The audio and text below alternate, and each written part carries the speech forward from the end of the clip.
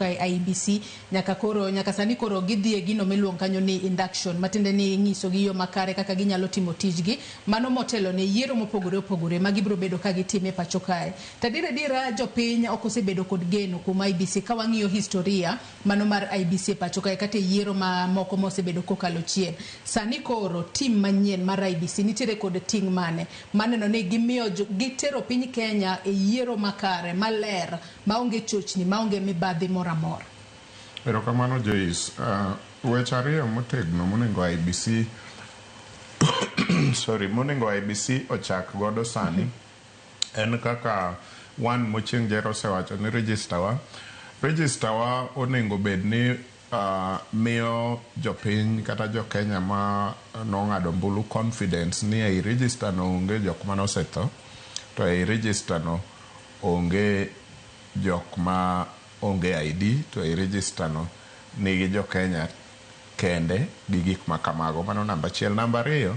onego IEBC odonje matut mondo fweny ane nikech election onge kaka inyalo gero future ka ok ng'iyo chien ming'e kama ng'ikruok nobetie chien. So IEBC masani gin commissioners manyien te onego gi ng'i ane chien gik manokelo tungni e yiero kata gik mosebedo ka kelo tungni e yiero ka yiero mwabetie mamiyo Jokenya chunygi ya, nikech evidence mar Jokenya ma chunygi osea e yiero ma timore Kenya ka to evidence maduong' ahinya nowuok 2022 ka IEBC duol mane nitie ne wacho ni Raila Odinga oyudo 6.9 million to William Ruto oyudo 7.1 million to total registered voters ne gin 22 million. Nyiso ni dhano milion 8 according to duol mane nitie seche go IEBC no ne ok turn up to go mar go mbulu. Mano is a big evidence ni kadi ne gi go mbulu kendgi kaka gin milion 8 no gine ma candidate gi dino win. To mano nyiso ni ji mang'eny onge gi geno kata yie motegno kuom kaka itayo yiero marwa e Kenya ka. So IEBC masani kadwa loso gini to gikwong gidog chien gi ng'iane gima dine mi milion 8 registered people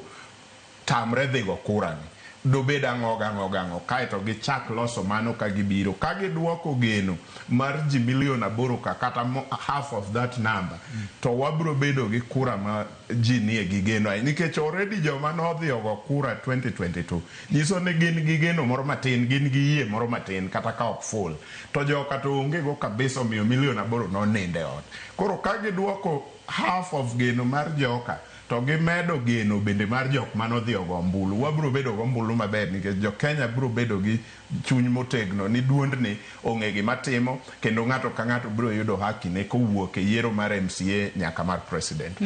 So gima nyaka gitim en register no kaeto nyaka gidog sani kapok obudho, nyaka gidog sani ma gimi ji kendo nikech ojende wa manoko ka maluongre ni Gen Z gi moko kuomgi otan 18 tok kane ji osedhi ombulu ma 2022. Ng'enygi are having energy out there kendo giwacho kaka jomoko dhi nus term, jomoko dhi 1 term, jomoko dhi 2 term. The only way to actualize that en ni nyaka migi ombulu to gin bende kik ginena ka gigo 1 term gi 2 term to mbulu ok gikawo mbulu go mondo namba gi e register mar IEBC omi koro jasiasa mora mora odhi irgi nikech koro gin go sani kata dhi irgi tek nikech kia man go mbulu gi maonge ombulu moko 310 to onge kata go mbulu. Koro gikwongi ka ombulu mondo wane ka register cha wacho ni Gen Z nigi numbers moingo ng'ata eka koro wabro donje gik modongo. Erokamano. Ambrose Weda ka intiere kaunti ma Kisumu yieno mar mondo